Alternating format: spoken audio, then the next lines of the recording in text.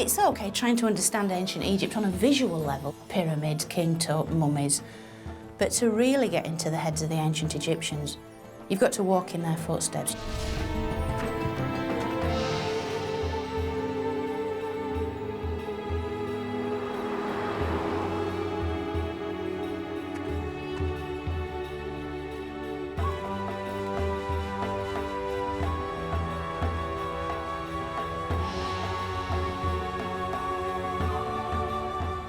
It's such a privilege. We're amongst their family here. This feeling of closeness, of warmth, of love. Oh, wow. It's a glimpse into the sort of world of ancient Egyptian interior design.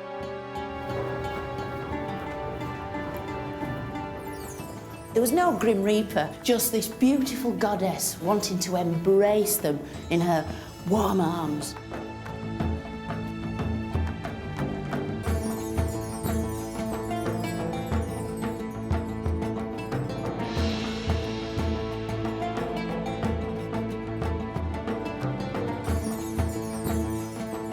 You can only imagine his pride and joy at receiving such a mark of royal favour.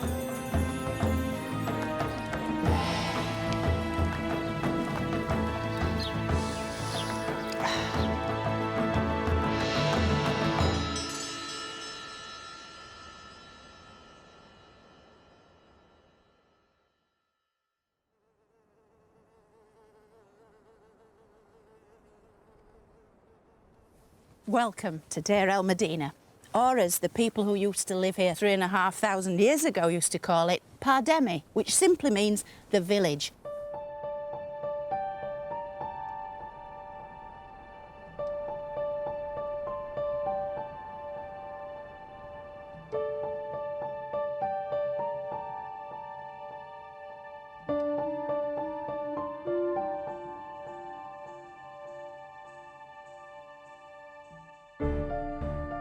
Now, this is the landscape of kings and gods, pharaohs, and yet these are the homes of ordinary people living ordinary lives.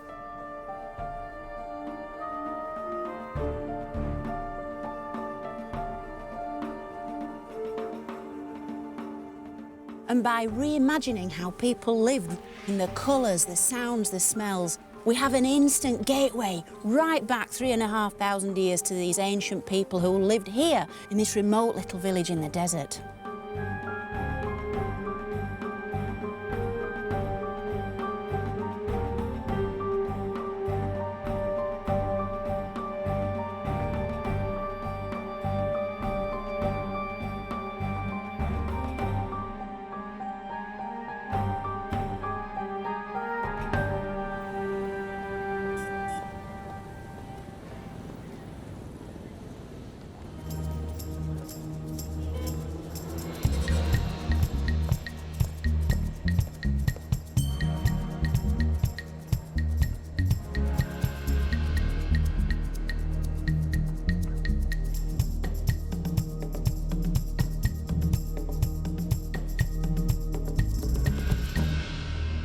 Meet Ka and Merit.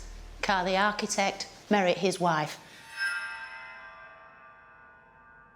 Now, Ka and Merit were two of the sort of leading lights of the village. Ka's actual title was the chief of foremen, so he was in charge of the workforce. And Merit, her official title was Lady of the House, which is ancient Egyptian for housewife.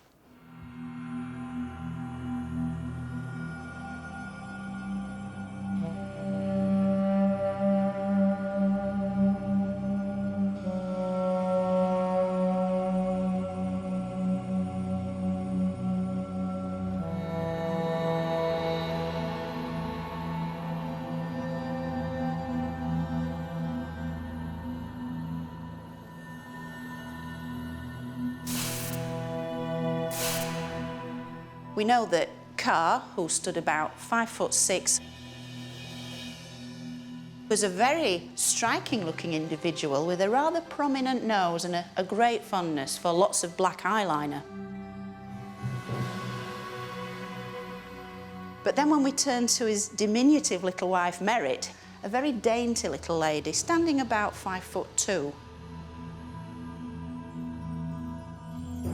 She also had a long, crimped wig of dark brown, wavy hair, which would have made her look really, really beautiful.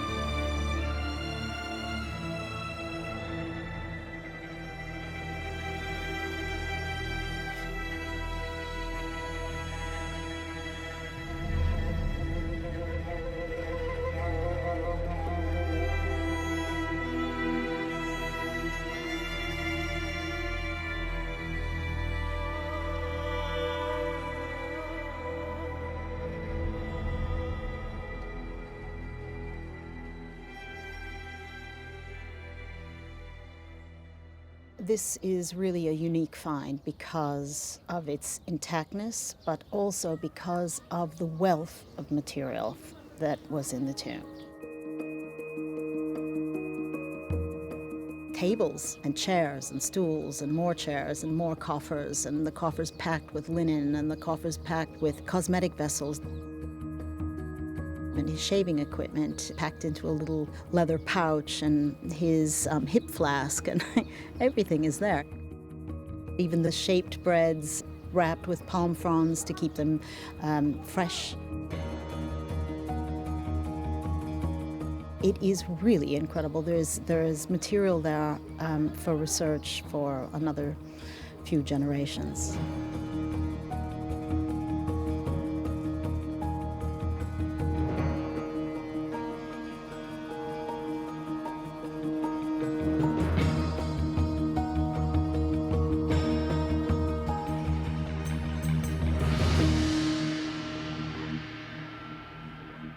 This is basically the contents of Merit's dressing table.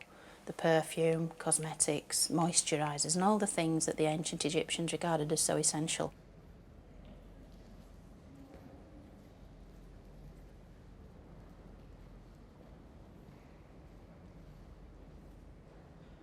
This is Merit's glass black coal eyeliner.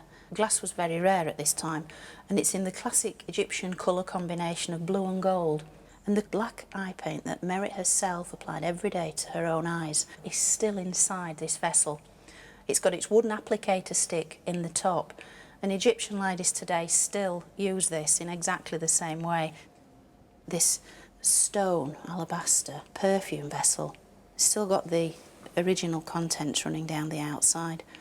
And it's extraordinary to think that in some cases with the ancient Egyptians, it's not just a question of the visuals, it's how to reach back in time into their world through other senses, the sense of smell, for instance, and to be able to smell the things they smelt, the cinnamon, the lotus, the cedar.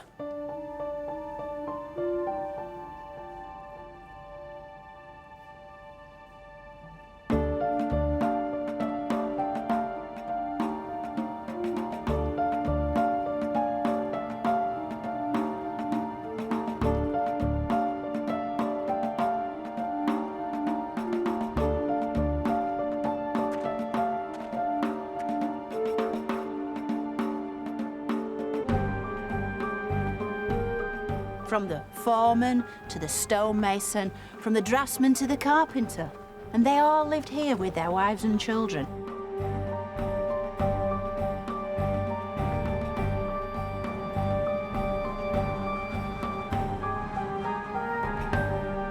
This is the great and majestic necropolis of the millions of years of pharaoh life, prosperity and health in the west of Thebes, or as we know it today, the Valley of the Kings.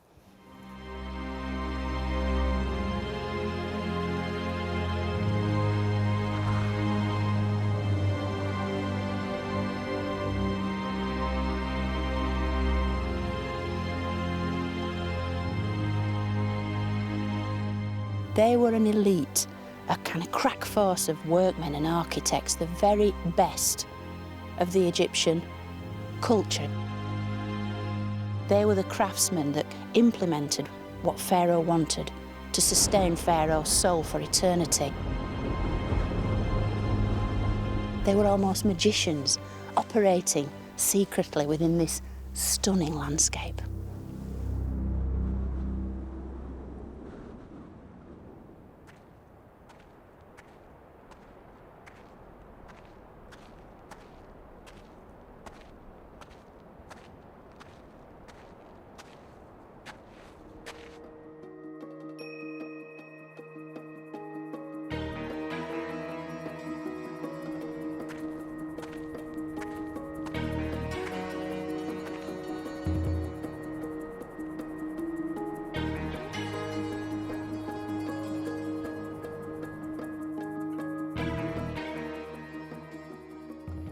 They dug down and eventually reached more than 50 metres. They wanted to become self-sufficient in water, but sadly for them, they never did. And yet what the pit did become was a community dump. It became a mine of information.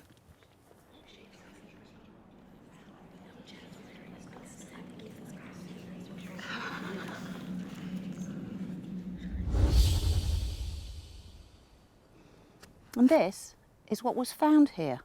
Literally tens of thousands of these pieces of pottery and stone, some with pictures, many more with words, giving us the real history of the village, because these are their notes, their reminders, their love songs, their laundry lists, the very voices of this village.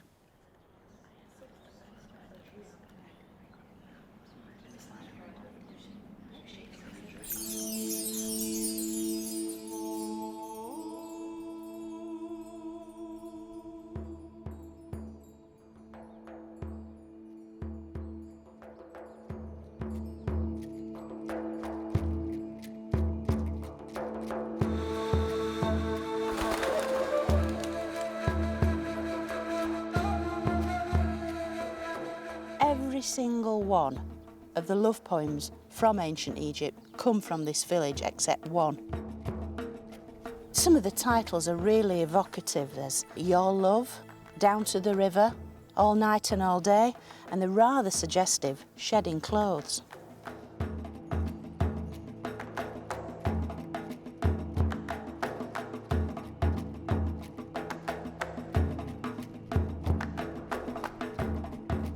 And it's nice to imagine that such beautiful lines of love played a part in the courtship of Car and Merit.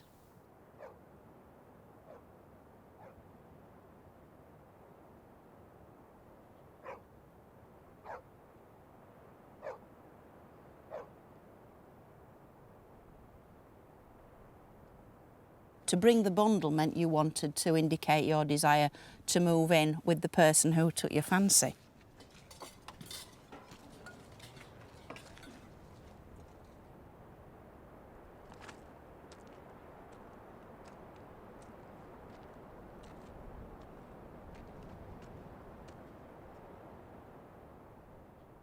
In a note the man left, he tells us this very sad story.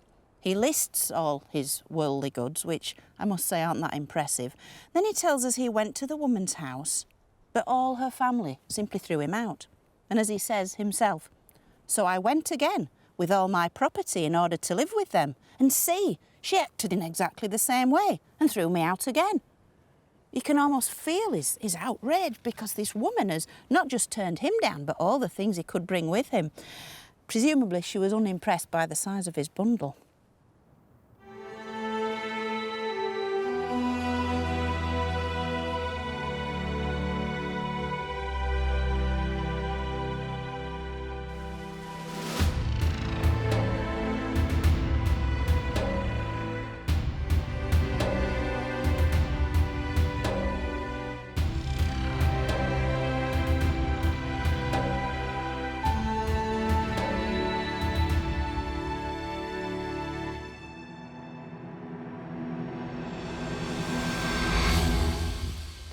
although the ancient Egyptians didn't have a marriage ceremony as we would understand it, they simply moved in together, they nevertheless would exchange love tokens, quite often in the form of rings.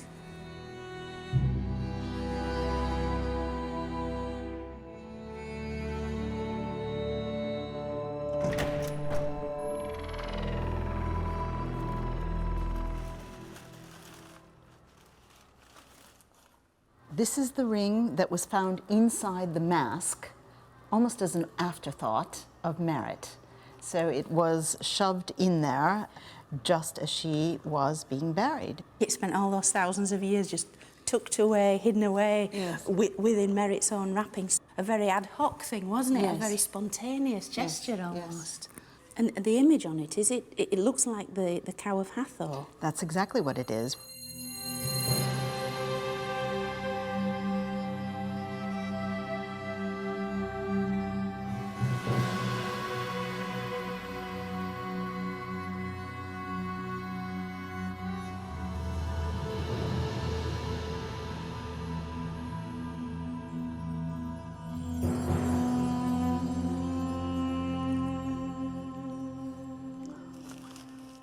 This represents the love between Ka and Merit.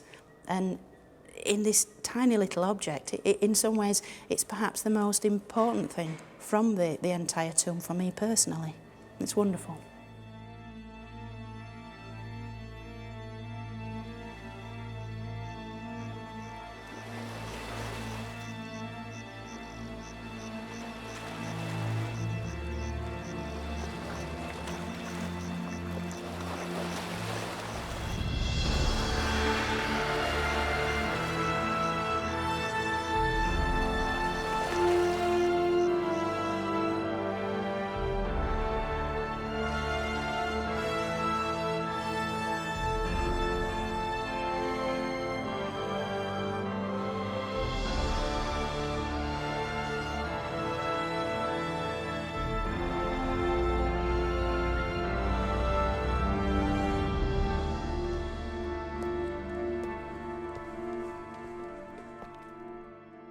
We have the so-called boy king, Tutankhamun, the great female pharaoh, Hatshepsut, and the so-called bad boy, the heretic, Akhenaten. But really, at the very heart of all this is Akhenaten's father, this man, Amenhotep III, the dazzling sun god himself, and the very personification, at least he thought, of ancient Egypt's greatest deity, the sun. He's my favourite pharaoh because he presided over a golden age when ancient Egypt really did rule the ancient world. And this is the very pharaoh who was Ka's boss. Ka worked for him.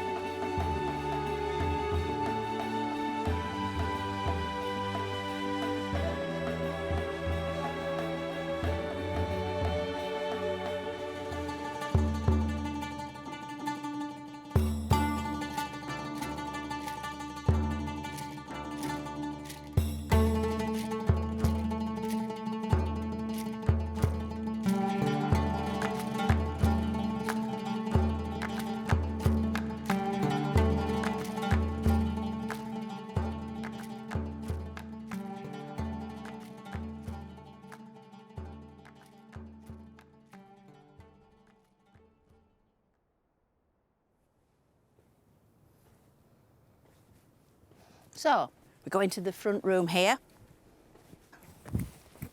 And this would be an area really where the sort of women of the house hung out, chatted, gossiped and so forth, kids running in and out up the stairs. Around the corner into the perhaps most important room in the house, And here, I absolutely love this. This is built-in furniture. It's kind of like a divan, a chaise longue, if you like. And this is where the gentleman of the house would sit of an evening, drinking beer, having a chat. Then back up here, up this little step, and then into this area, which is quite a considerable size for a room like this, and probably storage, but also a bedroom where the beds or the sleeping mats would have been placed. So as we progress a little further into the highest part of the house, we come into a storage area, maybe for clothes, but almost certainly for food and drink also, because this area directly adjoins this wonderful fitted kitchen. And this is extraordinary because we've actually got the built-in oven at the back of the house. We even see these on the ostraca when they're doing little sketches of ladies blowing into the oven to keep the fire hot, and then they can cook the bread and so forth. And then here, ancient Egyptian refrigerator, where you'd place pottery vessels with drink in. You'd want a cool drink on a day like this. You can understand why. And the only way to do this was to sink the vessels into a pit deeper in the ground. Little tiny temporary roof over it to keep it as chilled as possible. So fridge, oven, they've got everything they needed. And of course, at either side aren't rooms of this house, but these are the neighbours' houses. These are a terrace street, if you like, of back-to-back houses, the sort Britain had in the Industrial Revolution. So the neighbours were never very far away, and the concept of privacy, certainly in this little corner of ancient Egypt, was a completely unknown thing.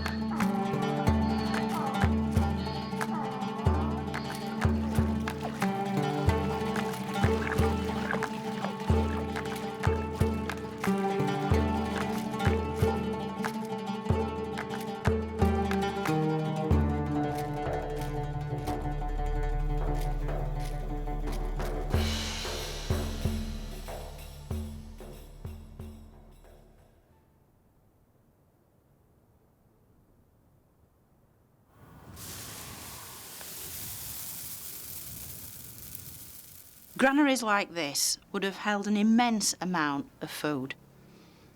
These granaries alone would have held over 40,000 individual sacks of grain.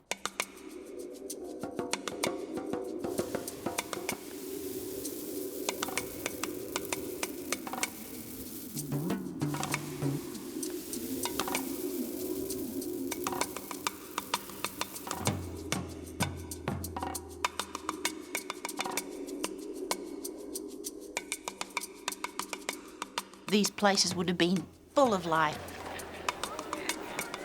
People bustling here and there, scribes taking record, making an account of all the stuff being delivered.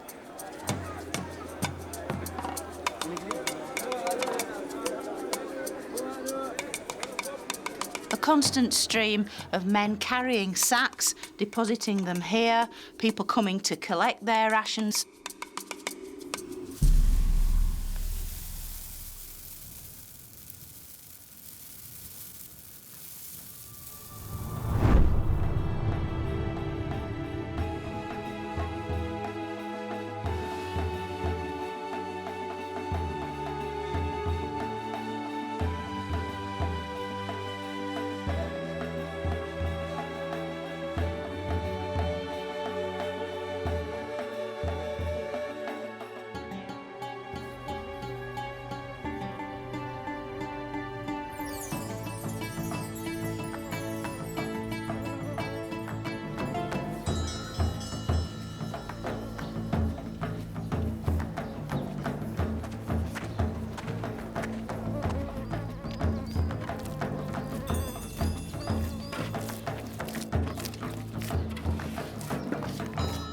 Now, bread was the key ingredient in the ancient Egyptian diet. The ancient Egyptians added many different things to it. You could add dates or honey to make it sweet, or savoury things, cumin seeds, coriander seeds, all manner of different ingredients to really vary it. And in the tomb, there's a whole range of different sizes and shapes, including what appear to be gingerbread men, little shapes of fruit, flowers, and animals.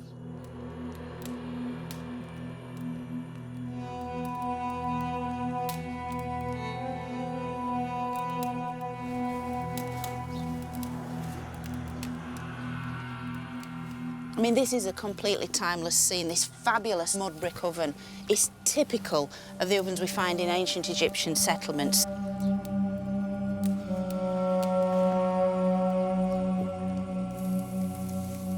It's totally believable to imagine Merit baking bread to feed her family. It's a completely timeless scene.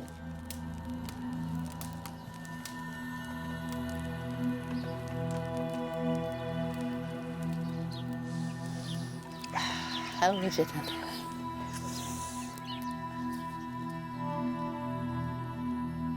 It's a real direct link back into their world. The smell of this wonderful stuff, the feel of it, the way it was made.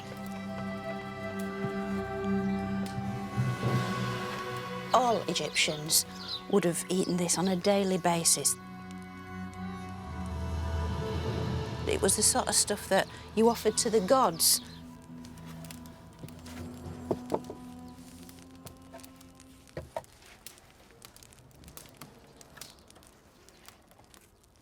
The medical texts actually advocate take bread in mouldy condition and apply to the wound in question. And although they didn't know why it worked, it did work, because mouldy bread contains, of course, penicillin, which we in the West think we discovered. And yet the ancient Egyptians fully appreciated its benefits 5,000 years ago. It's very good stuff.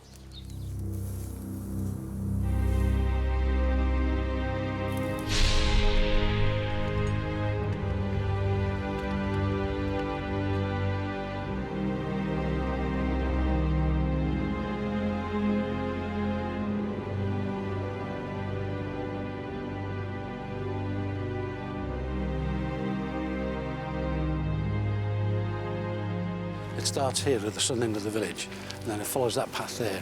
See, right up over that col, and then we go straight up and over the top of the mountain.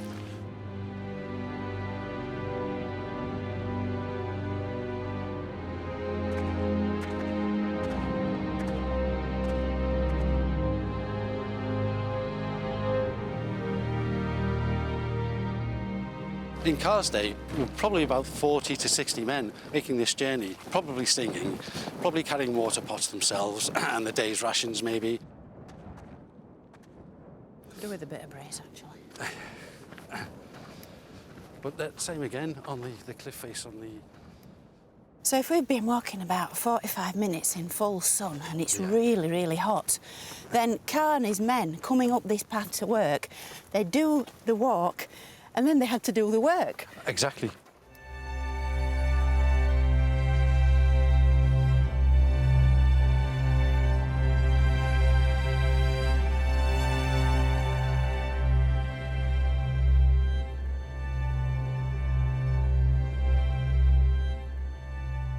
If you worship the sun as a god, then 2 times of the day take on special significance. Sunrise in the east and sunset in the west. Sunrise is the birth of the god, so the east is the land of the living.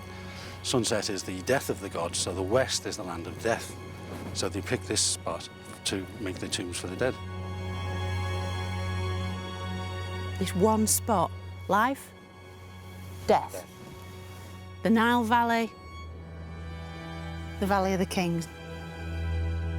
And it is that stark, isn't it? It is.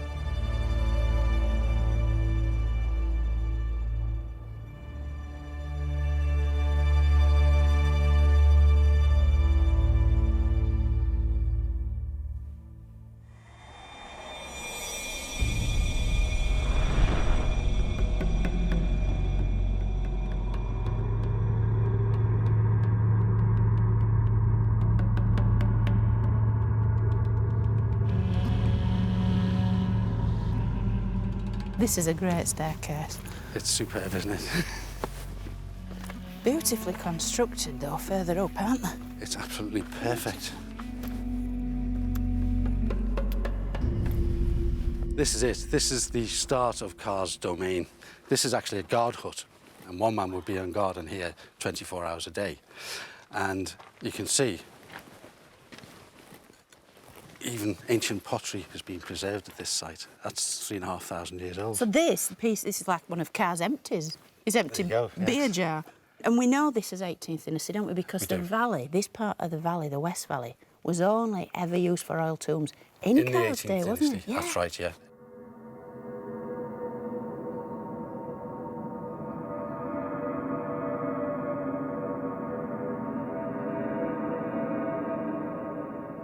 What he was guarding against was obviously tomb robbery for the pre-existing tombs. But while the new king's tomb was under construction, the materials used in the construction of the tomb were also very valuable. Metal. Copper, the copper chisels especially. The paints, the plaster, the oils for the lamps. This was all very valuable material.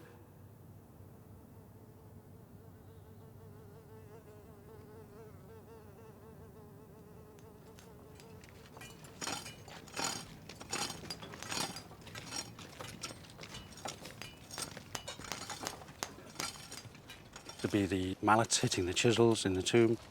There'd be pounding of the people making the plaster, the mixing bowls for the paints.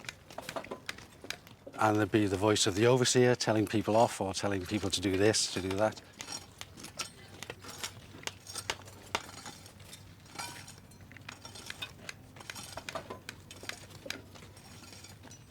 Apart from the normal hazards of hitting your hand with a mallet or getting cut with a chisel, falling off scaffolding, breaking legs, falling down the tomb. The other risk is because this is a wadi, it's a dry riverbed, there are flash floods now and again, and all this would come crashing down. And they would have to run.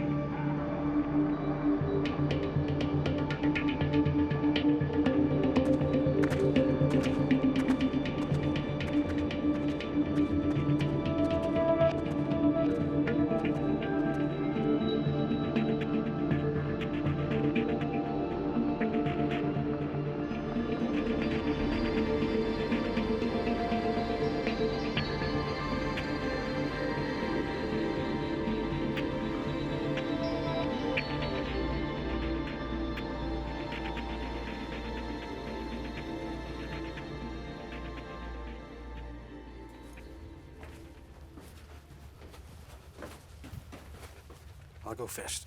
Watch it. Thank you. I'll follow in your footsteps. Right.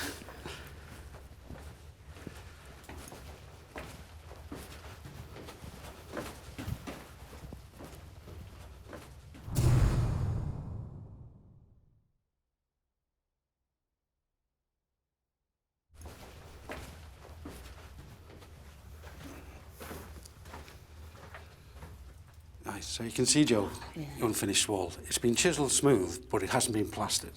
And you can actually see the gouge marks of the chisels where they've gouged out the material. What a treat to be able to see this kind of working surface.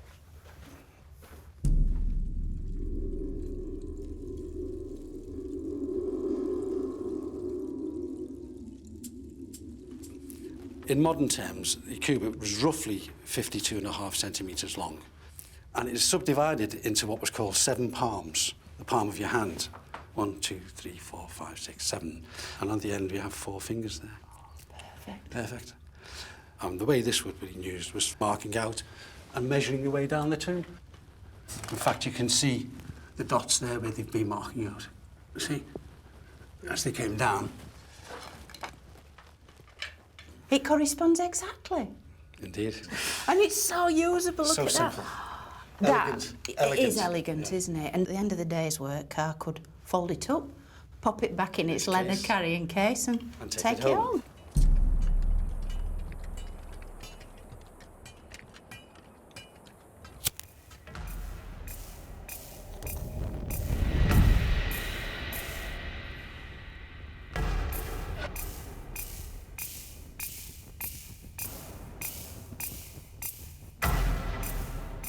think being down here in the dark with a lamp like this really increases the respect I have for Carr and his workforce, that they were able to create such sublime monuments with such simple tools.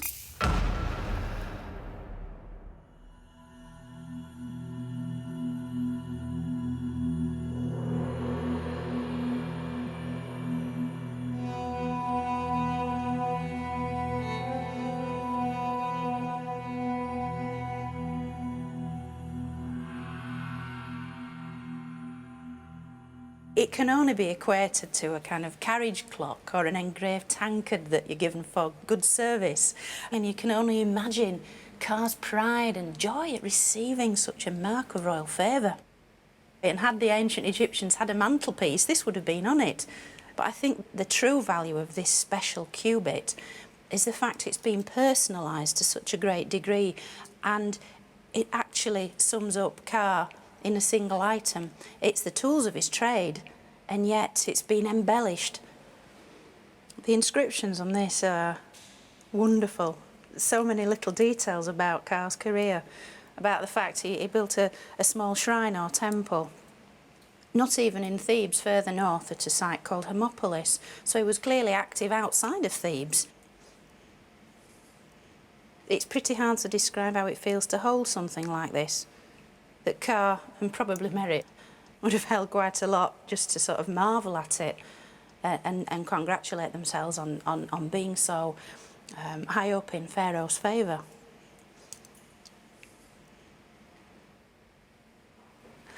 I love it. I absolutely love it.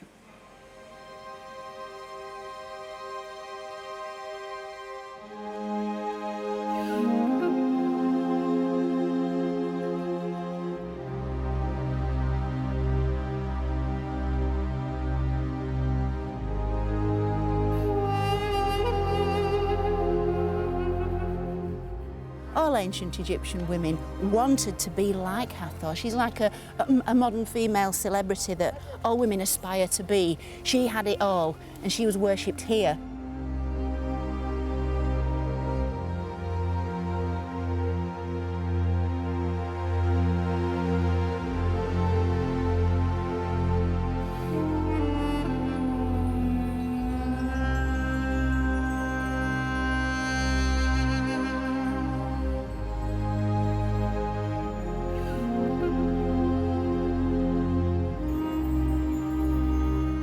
These columns are each one topped with the image of the goddess herself, the face of a beautiful woman, but with cow's ears poking through the mass of hair to reflect the goddess's cow-like, docile, sweet nature.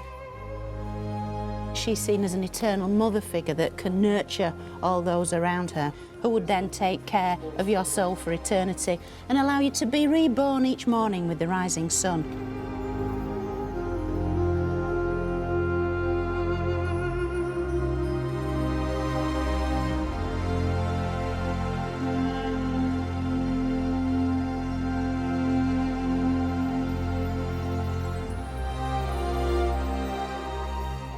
Now this wonderful thing is an exact replica of a bowl found in the village, and it shows the double heads of the goddess Hathor.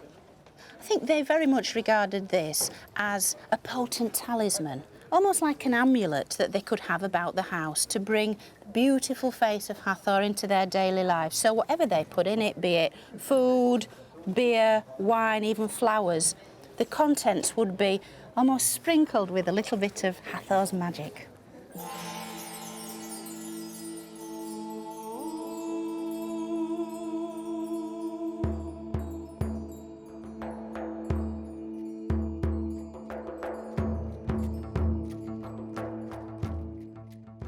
This is a replica of a section of the so-called Turin erotic papyrus. What it shows are couples actively, very actively having sex. The men all appear quite rough and ready. Some have receding hairlines, stubble, pot bellies. Each one has an enormous phallus. As for the women, they're very beautiful, very agile. Each has got a very exquisite hairstyle, fronted by one of these fragrant lotus blossoms. And so there's this desire to almost tap into the erotic. These aren't kind of showing women as slabs of meat simply there for male pleasure, not at all. These are active women engaged in acts of pleasure, acts of love. They're using sex as a kind of form of leisure, of entertainment, as well as doing it, portraying it.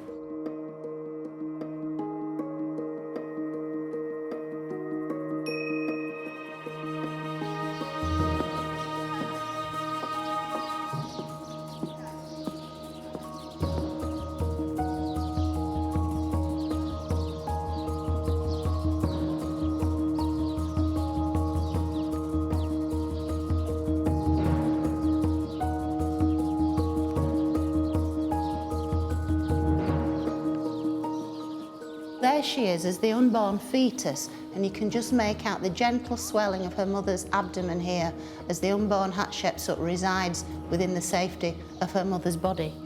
When the archaeologists excavated all around here a century ago, they found such amazing things as baby clothes that had been specially made with an image of Hathor, almost like a post-it note to the goddess. These will be left here in the hope that these women could conceive.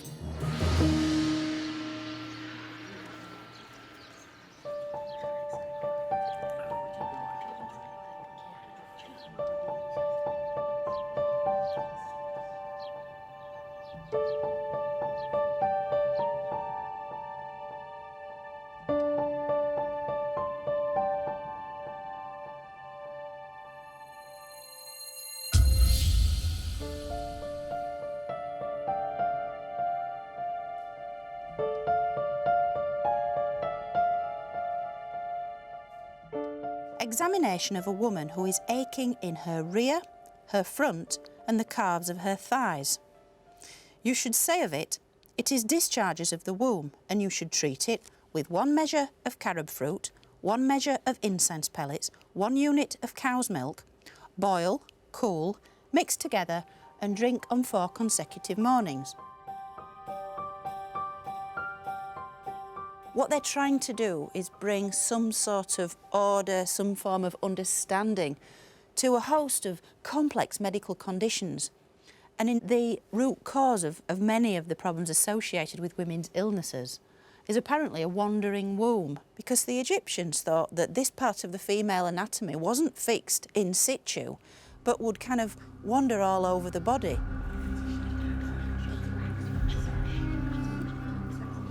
The woman would sort of stand over burning incense in the hope that the rising sweet smell of the fumes would encourage this wandering womb down into its proper place.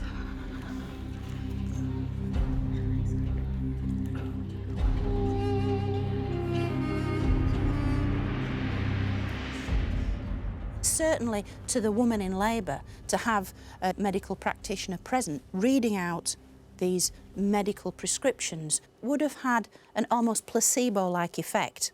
And I think that's the strength of documents like this, used in conjunction with all the amulets and all the magical spells that could be brought to bear by the village midwife.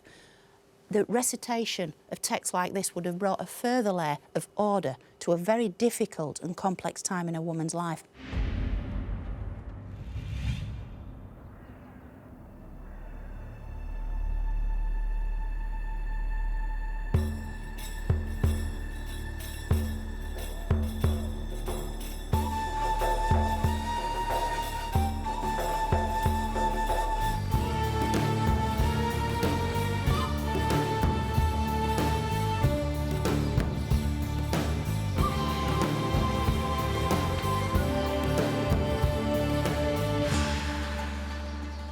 When we look up at the ceilings, the areas which have been sheltered from direct sunlight, the colours are absolutely superb. The condition, the brightness, the vivacity, they're sort of leaping out of the walls and ceilings right into our eyes.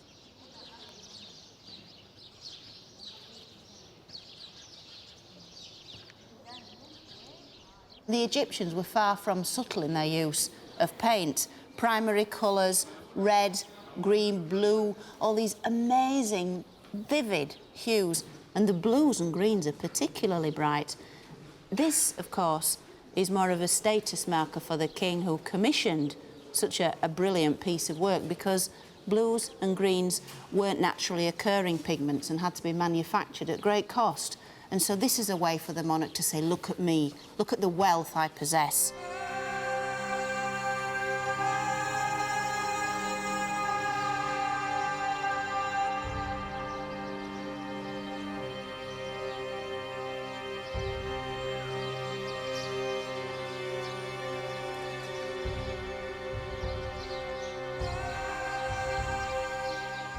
This rock in my hand is kind of like a colour box that brought ancient Egypt to life, because on one side we have the red iron oxide, on the other the yellow iron oxide. And so by splitting a rock like this into the component yellows and reds, you could crush these up, mix with water, and then apply to the desired surface.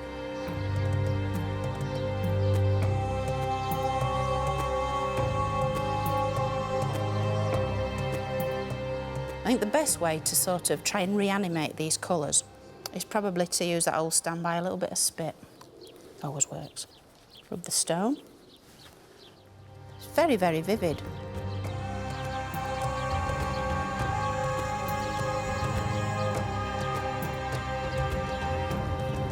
You can see the effect it has against white. So you have these two shades that for the ancient Egyptians really did reflect blood, life, vivacity, and then the yellow of the golden sun.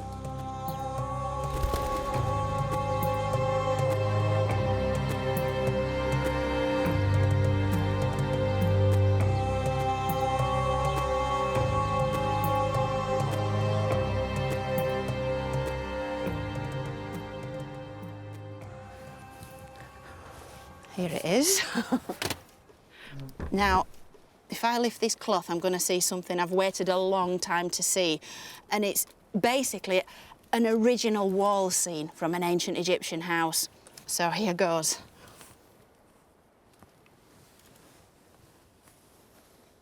Oh, wow. It's a phenomenal piece. The colours are so fresh. It's a glimpse into the sort of world of ancient Egyptian interior design. It's the lower half of a female musician, and she's playing a flute. She's got gold bracelets, gold anklets. But the most exciting thing are these two tattoos of the household god Bez. So evocative, so warm, so sumptuous in its lavish use of colour, and these fabulous, fabulous leaves. Heart-shaped, draping down the sides to sort of inject some much-needed vegetation, greenery into this sort of desert environment. It's an intriguing thought that here in the very village where the men who built and painted the royal tombs, would they have been commissioned by one of the housewives here to come and paint my house? Or did the women paint these images for themselves? It's something we'll never know, but I like to think that the lady of the house would have had a direct input into the kind of scene she wanted around her as she went about her daily chores with the kids and her friends and female relatives.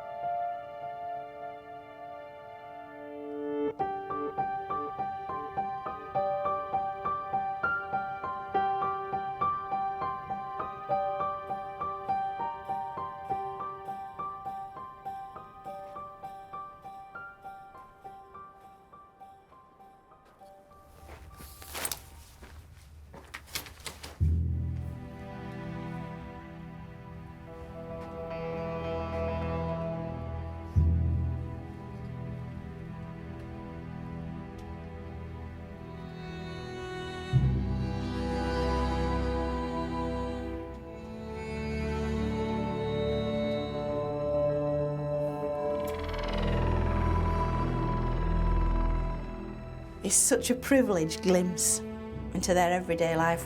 We're amongst their family here, and that's what this whole tomb chapel chamber has all around it, this feeling of family, of closeness, of warmth, of love. What's interesting here is that Cara and Merritt are shown several times, and yet the one constant child that's with them is their daughter, Merritt, named after her mother. And this is Merritt the mother here, and this is Merritt the daughter behind her. On the other wall we have the daughter, Merritt, who's leaning forward towards her father, Car, and she appears to be tying a necklace around his neck, or perhaps anointing him with perfume. I'd like to think that it was Merritt, the daughter, who cared for Car in his old age.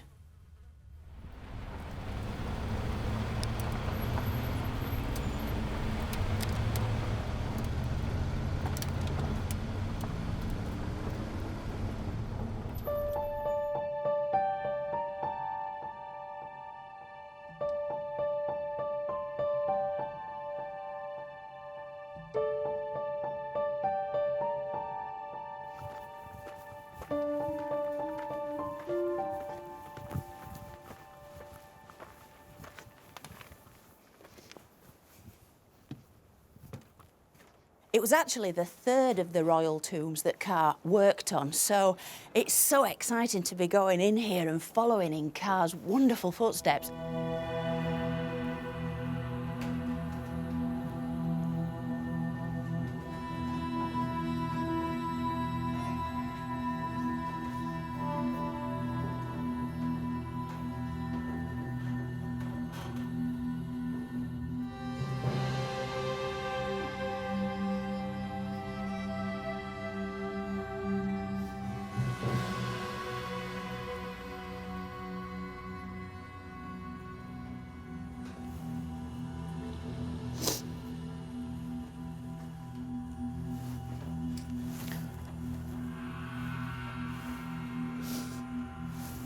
This isn't very professional, is it?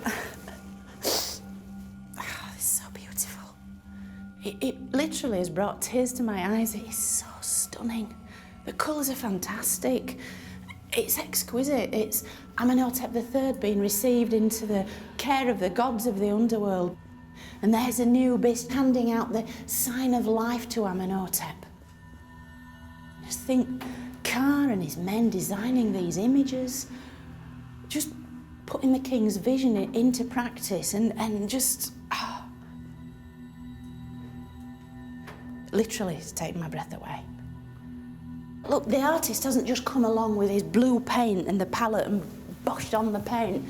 Somebody's taken the trouble to apply individual curls of hair here. Can you see the texture? The curls here. That's textured hair. And there also Amenhotep with Osiris, green-faced god of vegetation, new life and resurrection. And that's really what this tomb does. It's a time machine. It's the place where Amenhotep III's mummy would have finally been laid to rest.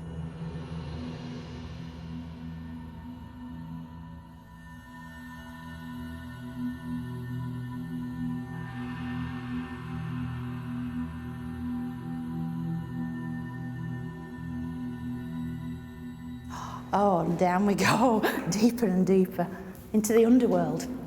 Wow. It really does evoke this sense of going down into the subterranean underworld, into the blackness, into the darkness, into eternity.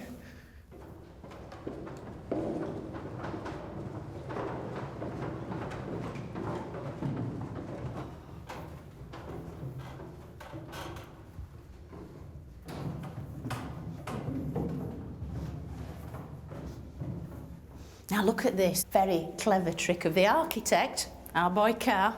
Look at this. Can you see the way the images were once all along this wall, just the whole way around, images of the king and the gods, and yet originally this would have been packed with mud brick, probably, plastered over, the images drawn and painted over it so that any would-be tomb robbers would come down here, think, oh, this is it, nothing much in here, and hopefully leave by the way they came in, because this is actually the next stage of the tomb, so it's kind of like a hidden portal.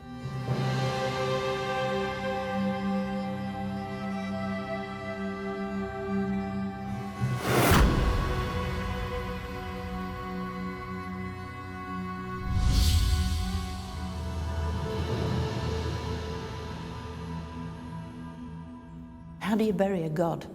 Well, obviously it's surrounded, dripping in gold, semi-precious stones and the most beautiful funerary items, all of which would have been choreographed, planned by Carr and his colleagues. Everybody wants to take care of the king. Within the royal mummy dwelt the soul, the immortal soul of Egypt itself, this cumulative build-up of every royal pharaoh who'd gone before, resided within the mummy who once lay down there.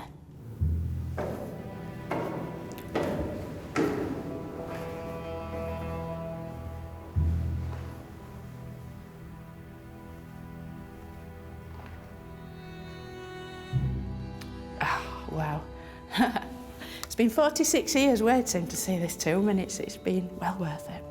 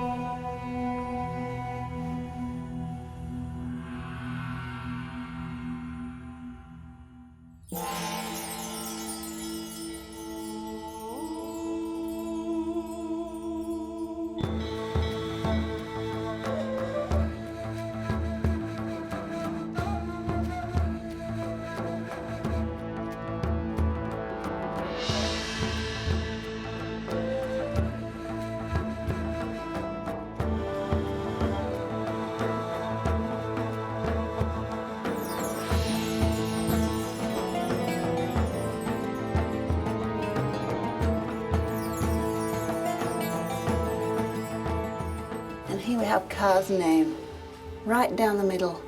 And to speak the name of the dead is to make them live again. Carr, America.